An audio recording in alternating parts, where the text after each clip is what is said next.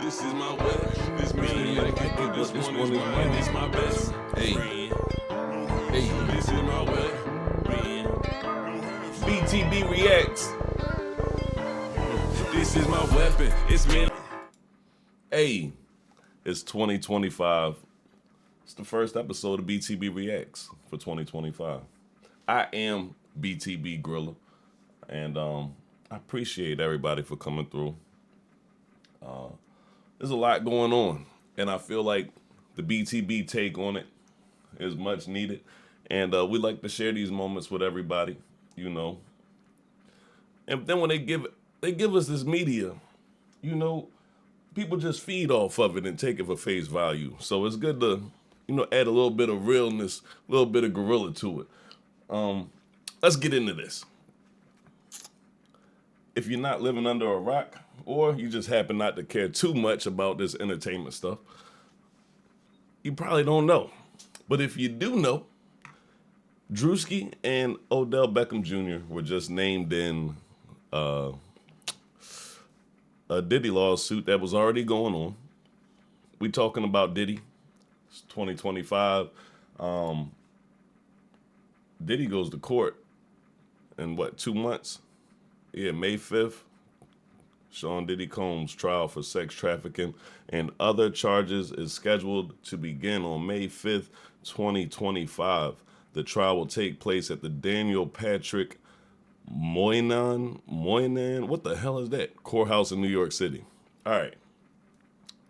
As we already know, Combs is charged with sex trafficking by force, transportation to engage in prostitution, racketeering, conspiracy, and conspiracy. Let's just go ahead and stack them up. Whew. All right, where are we going to start? Let's start here. Let's start here with Odell. And comedian Druski are speaking out after they have been allegedly accused of sexual assault in this amended Diddy lawsuit. What? So this was filed by a woman named Ashley Parham, and she's one of the women that are accusing Diddy of rape and human trafficking. In her original lawsuit, she alleges that she was drugged and had to fight to escape after being raped at a party at Diddy's home in 2018. So now, according to reports, they're saying that the lawsuit was amended and they've named comedian Druski and Odell Beckham Jr. What? So Druski is speaking out, and he was like, look, the allegation is a fabricated lie. I wasn't a public figure in 2018. I was broke, living with my mom without any connections to the entertainment industry at the time during this allegation. So the inclusion of my name is truly outlandish. And Hey, I'm not gonna lie. Once I seen that could have been love junk, I was like, you know, he might have some issues coming up just because it's like the climate, yo. People don't know how to be. Just let motherfuckers be funny. You know what I mean? But at the same time, I could have seen the shit coming. I mean, I know he probably not surprised. He probably had his lawyers ready and everything. But I'm just saying, if the man wasn't even famous yet, we know damn well. I can't say that. There is a slight possibility, of course, that, you know, before motherfucker got put on, that, you know, you get propositioned. You know what I'm saying? So, honestly, I'm gonna take the high road. You know what I'm saying? And you know, from face value of what he's saying, that makes perfect sense. Devil's advocate on the flip side, bruh, shit, there's a lot of people that were never known, that are well known now, and that got there very, very fast. And some of them happened to relinquish some of their morals and you know, for money and opportunity. So you know, it could not be true. My heart breaks for actual victims of abuse. Sure. And he goes on to say how he's fully confident that the evidence will expose this falsehood. Damn, man. This ain't what you want, man. Odell pretty much says the same, like, God got me, man. Like, I have nothing to do with this. Leave me alone. I can't keep up. Yeah. So now, is this lawsuit something that is the person alleging they're the victim of this? Was it already a thing, or this is another thing? No, That's this is what an updated. Yeah, it's like an update to the. So this is someone that's now adding people to a thing that was already a thing. Correct. And do we know who the other people were for this victim before Odell and Druski were at it? It was just a Diddy party victim? Is that what it is? I think it was just Diddy, but now this one includes the updated version. It includes comedian Druski, Odell Beckham Jr., and Jaguar Wright is named in here too. So, listen, I don't know. I wasn't there, obviously, but Druski does have a huge point. He's like, I was living in my mother's basement with no connections to anyone in the industry. So how could I be invited? But you know, it's bad on so many levels. The fact that this just keeps going right. I'm not gonna lie. I'm one of them type of people where I'm glad I'm not that famous because I'm fitting to be like, it wasn't me. I'm not even fitting to go through all that. Yeah, I was living in my mom's basement, all that, bop, bop, bop. Because as I said, at the end of the day, I truly feel like what Odell Beckham said kind of rang more better with me, like God got me. It's nothing that you can tell these people. It's just like when I was playing devil advocate a second ago, it's like, yeah, that shit sounds good. And I hate the fact that it does seem like, you know, when a brother rising up, they chaka, cut you down at the kneecaps. But it's like I said, at the same time, it's like you gotta stop giving people all this fluff, bro. Like, just because you was broke in 2018 don't mean shit. Don't mean a motherfucker didn't notice that you was trying to get on. And don't mean that you ain't get a phone call. Like, yo, you can provide this or this and this, or will you do this, this, and this? You know, like I said, like, so I feel like that, man, get that shit out of my face. It's not me. Whatever type of stuff is more direct. Round and round, and people could just jump up and throw names on a thing. Mm-hmm. Yeah. But you know, I guess these are part of the ramifications of a culture that runs unchecked, where you have a celebrity culture abusing people and wealthy individuals getting away with crimes and victims not being able to have a voice. This is how the pendulum swings the other way. Right? Damn. Like where it was like you have for years people couldn't come out because they couldn't find support. Sure. They were victims of abuse. They were boom, boom, boom. Then now you have potentially, allegedly, people taking advantage of the current climate, where there are real victims out here, real people who are having, you know, real things going on. And then like with the Jay thing that went nowhere, with Hove's thing, you have lawyers that are willing to take cases that ain't even vetted thoroughly. Yeah. Thanks. Yeah. So it's a All in mess, hopes- bro. It's all. I believe it's all in hopes that people just settle and make. Well, definitely that. But I guess what I come back to, and we've been saying this for months now, it makes people who are actual victims not want to come forward. This ultimately harms people who are rape and abuse and sexual assault victims. Yep. I do believe that. I can agree with that. Now, since Jaguar's Wright name was mentioned, I definitely want to jump into that and see what the fuck is going on, because I didn't know a whole lot about all this Diddy stuff. And then once, like, I mean, you hear stuff, but, you know, Jag has been talking about this stuff for a long time. And I do feel like she had so much information and stuff, it was odd not to see no paperwork with her name on it. So the fact that there's paperwork out there with her name on it, I'm interested in this. As her friends have posted, was in Chicago in Cook County Jail, and she wasn't just there for 2 or 3 days. Prove that Jaguar was not there at the time that she was accused of doing all of this stuff. Because she, as her friends have posted, was in Chicago in Cook County Jail, and she wasn't just there for 2 or 3 days, you know, where you would think that she would have run out of jail and then gone and met Diddy. She was in jail for an entire month and only was released around April 11th or the 12th, which means that the particular dates that Ashley Parham is citing in the lawsuit for where Jaguar was part of this, she was in jail for those dates. So therefore, it can't be possible that she was in both places at the same time. There are published documents that do prove that Jaguar was in prison on those specific dates in that specific month, in the month of 2018, which her friends posted for her back in 2018. All of that can publicly be seen. Hey, I'm not gonna lie. I didn't know where that shit was going with in the beginning. I'm glad to hear that somebody who, has been advocating for justice and truth. I'm glad that the first piece that they gave us, it was coinciding with that image. You know what I'm saying? Like that she wasn't part of that. I was totally taken back I was lost.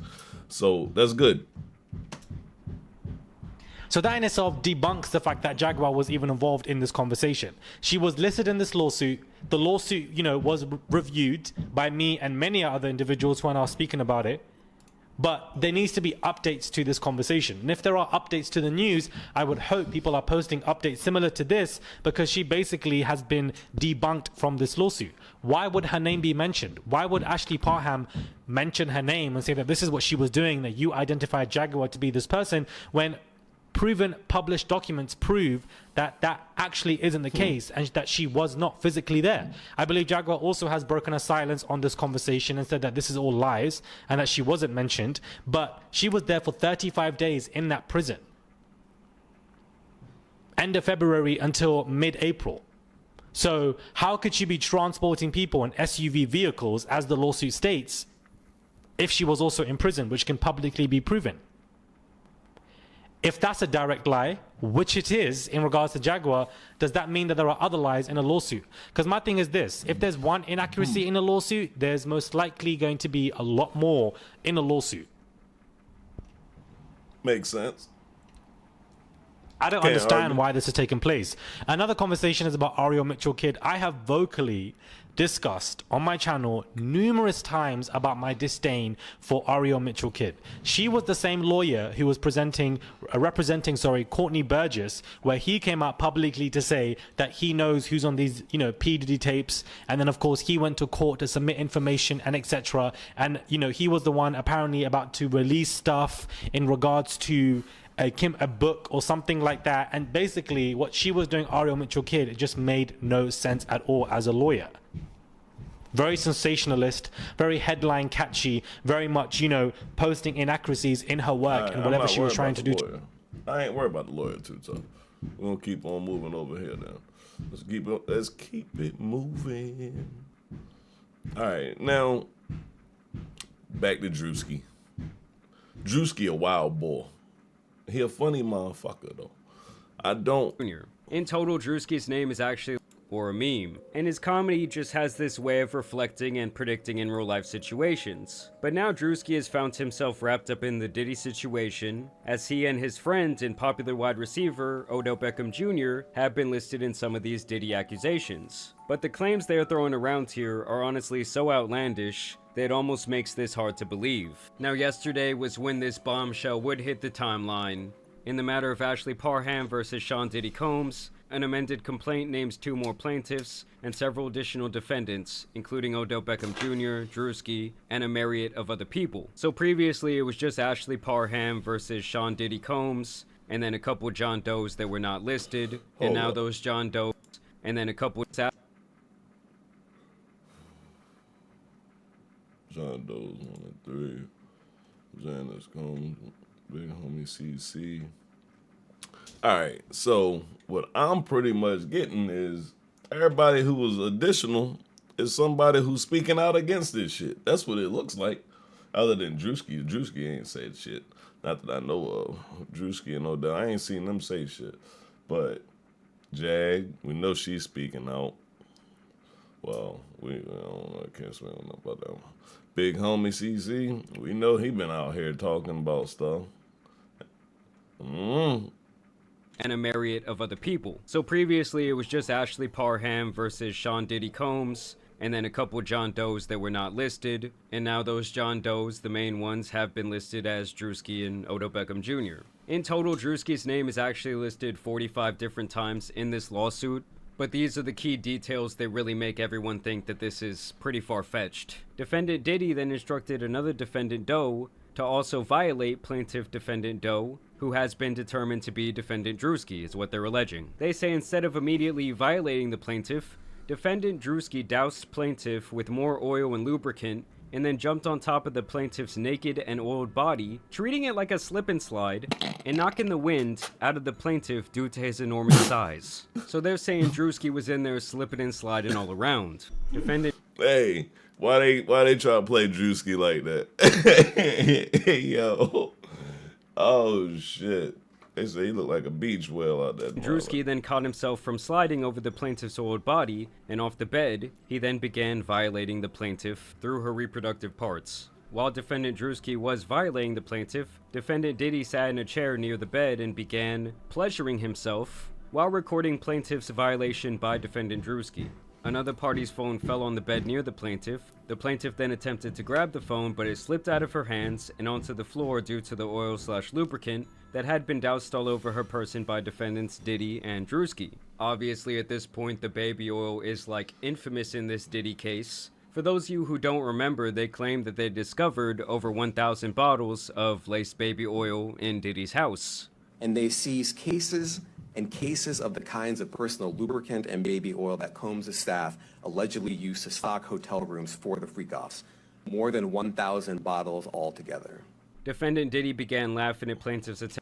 I mean, I'm not gonna lie. See, I never really heard the whole part of that clip. I'm not defending Diddy, but he said to stock hotels. You can't stock hotels with hundreds of bottles. Obviously, you need 1,000 of them. Come on, it only makes sense. I'm just saying that was easy. Attempt to grab the phone. Throughout this violent gang violation, defendant Diddy made constant belittling remarks to plaintiff, including that he owned her now. When defendant Druski was finished violating the plaintiff, defendant KK entered the room to examine the condition of the plaintiff, who was barely able to move or control her bodily functions. And they say this is when they attached her to an IV and pretty much brought her back to life, made sure she wasn't gonna die. And that was apparently when Diddy, Shane, who is apparently the man who introduced Diddy to this person, KK, Odell, and Druski then exited the residence to the backyard where they smoked marijuana and cigarettes. And so obviously this all had the internet going absolutely wild. Of course, people immediately started resurfacing old clips of Diddy hanging out with Druski. Don't mind if I do.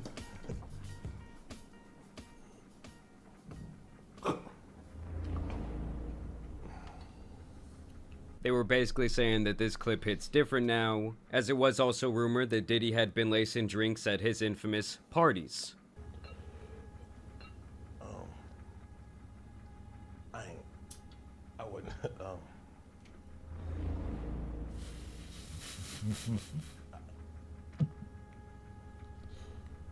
Shot. Druski was also asked if... I'm not gonna lie though. Druski like 6'3", 6'2", something like that, right? Yo, they make Diddy look so big and so like his posture, his aura and stuff. They definitely make him look like a force to be reckoned with. You know what I mean? So it's like, I don't know. You definitely get some off energy from Diddy, but you know what I'm saying? You can't put all that on somebody's name from some energy. You know what I'm saying? Still gotta wait for trial, but. Just saying. At one point, what it was like to attend these Diddy parties. You ever been to one of Diddy parties? Yeah, I've been attending. I've been attending. Not, hey, what the fuck you smirking for? ain't saying that. I've been in attendance. We just asking regular That's all questions. I said. That's all I said. I said I've been in attendance. I have been in attendance. We never been. We just asking. We just Yeah, asking. yeah. As soon as you asked, he said, You had fun? I ain't seen that. "Yeah, you did." I ain't seen that. Yeah, I had fun. Yeah, I mean it was a party. I wasn't at one of them parties. Oh, we ain't say that about the party. What party you talking about? Y'all smiling What too much. party you talking about? I have been in attendance at a puff party. You know what I'm saying? I've been in attendance. Yeah. That was suspect as shit. That was suspect. Let me get closer to the mic because I know I've been away from the mic while I've been talking. That was suspect. God damn, what the hell? Not one of those. Yeah, nigga, we know what those was. Yeah, I went. Yeah. The party I went to, it was girls, turn up, you know what I'm saying? The regular, you know what I mean? Other celebrities and shit, yeah. That's what you do. Now, obviously, Druski does like to troll. Yes, his body language became a little bit uncomfortable, but you do have to keep in mind that thousands of different people have been to these Diddy parties, allegedly, and obviously, when they're all asked about it, they all say, well, you know, I went to the Diddy party, but I didn't go to, like, the Diddy party, like the behind the doors party that was going on. So then I started questioning, well, what was Diddy's real relationship with Druski? And as you guys can see here, back in 2021, Druski did have this show called Sneaking In with Druski, and upon further inspection, you can see that this was airing on Revolt. I ain't gonna lie. We just go ahead and go with the facts. 2021 is only 3 years from the alleged date. So, you know, I'm gonna play devil advocate first. 3 years, bro. 3 years, that kind of line up with, yeah, you could have definitely known somebody before that show launched, or they was trying to get to know you or parts of you, you know, this is allegations, but I'm just saying it just that's news. We gotta look at the facts. 3 years. Which was a media network that was primarily owned and founded by Sean Diddy Combs.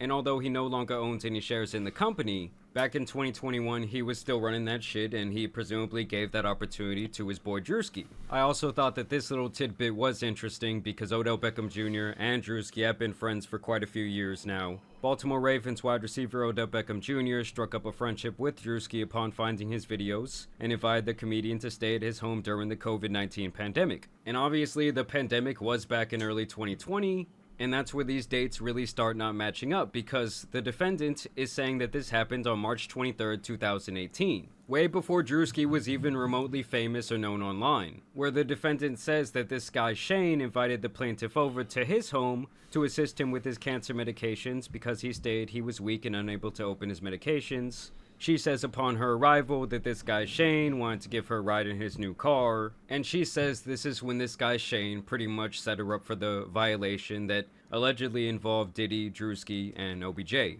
Now, much like with Jay-Z with his recent Diddy accusations, Druski would respond swiftly to this filing, where he says the allegation is a fabricated lie. I wasn't a public figure in 2018. I was broke and living with my mom without any connections to the entertainment industry at the time of this allegation, so the inclusion of my name is truly outlandish. My heart breaks for actual victims of abuse, but I'm fully confident that the evidence will expose this falsehood and the individuals who are maliciously trying to game the legal system to peddle false narratives.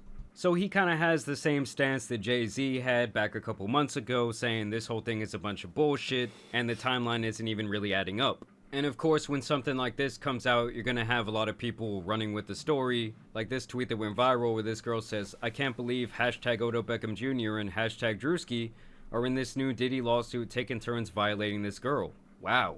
You had other popular hip-hop and media pages saying Druski did what? The same sentiment is shared here, ironically including this misinformation meme. Then you had people using Druski's own skits against him, like this guy who says there's no way that this Druski shit is real. Shit! Basically saying that that was Druski's reaction to this information. Another user says Druski after someone didn't give him consent.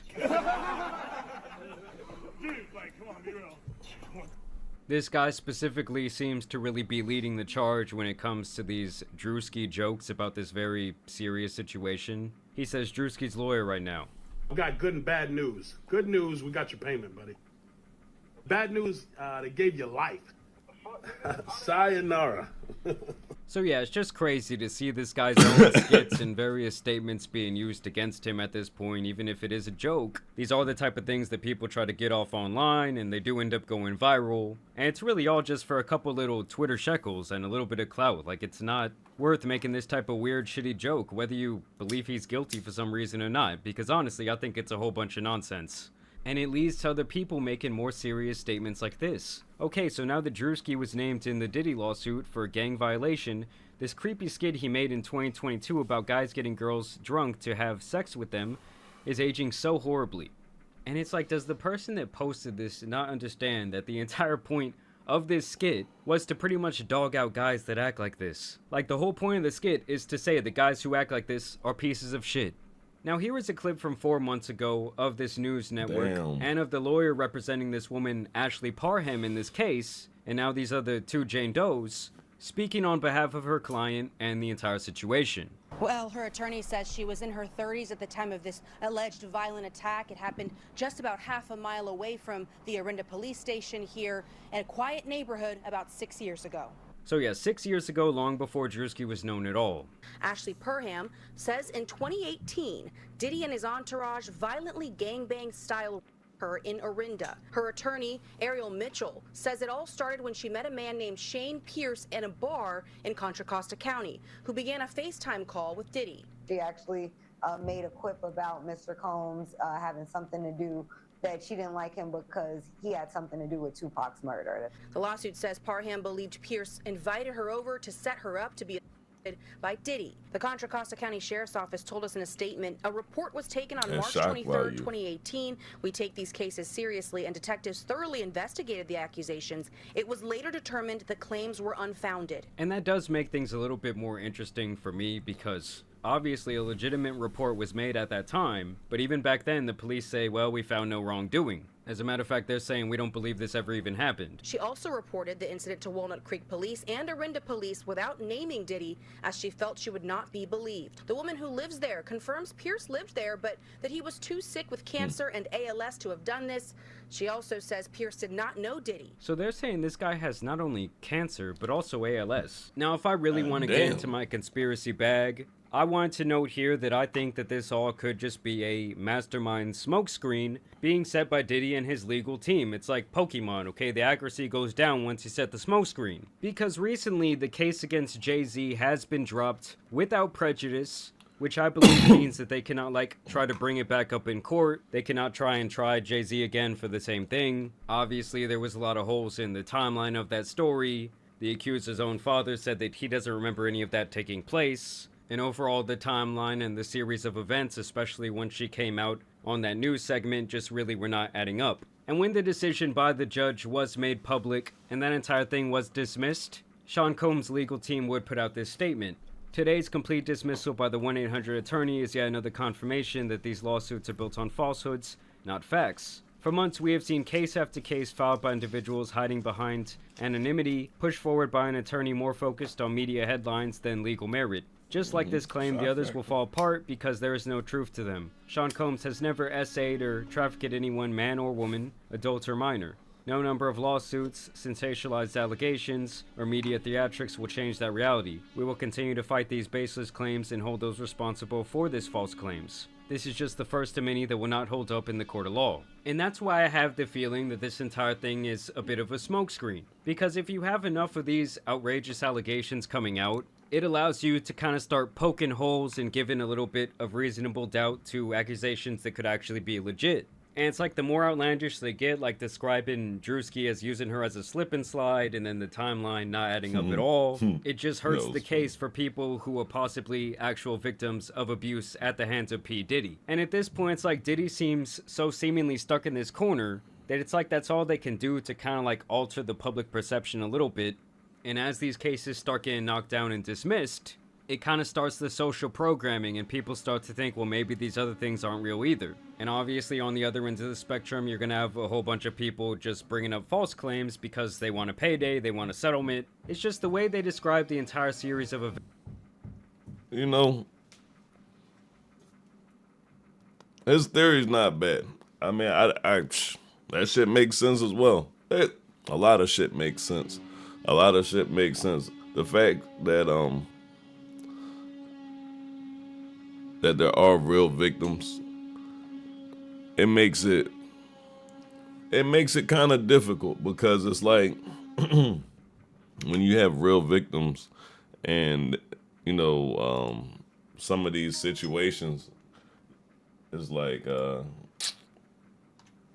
you shouldn't make light of it, but at the same time, as they said, that, you know, what do you do other than make sure you draw attention to the fact that a lot of this stuff is not real? I like to think that I'm a semi-funny guy, so I do make some jokes and stuff, but at the end of the day, it's like, I don't feel like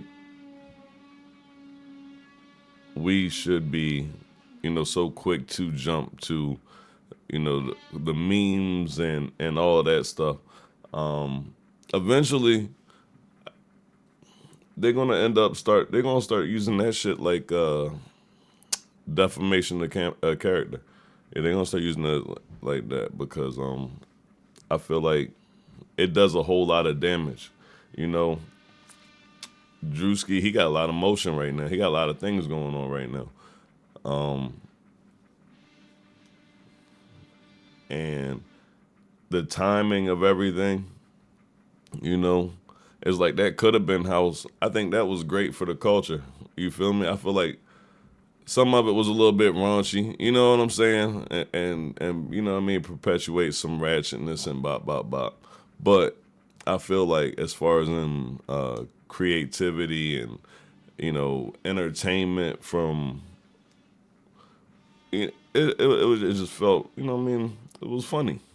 And now you have these situations like this where it's like,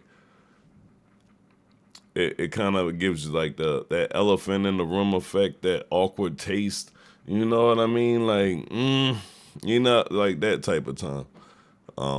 Because now every time you watch that, or every time you do something that has something, you know, you watch something that has something to do with Druski, you're going to think of, you know, the situation. Every time Odell pop up, you're going to think of all the, you know, I mean, the stuff that they attach to his names through jokes and memes and stuff like that.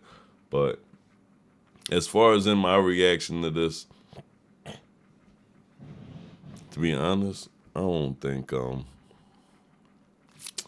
don't know. I fucks with Druski for real, so I don't really think that, I don't think this shit is, and I don't know the bull. I just saying, like, from what I see, comedic style and all of that stuff, I wouldn't, you know, I wouldn't put none of this on.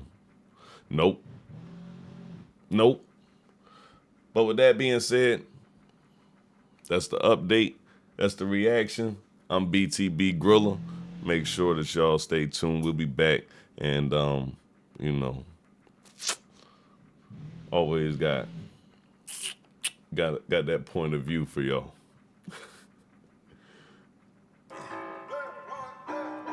This is my way. This me like it, but this one is mine. It's my best friend. This is my way.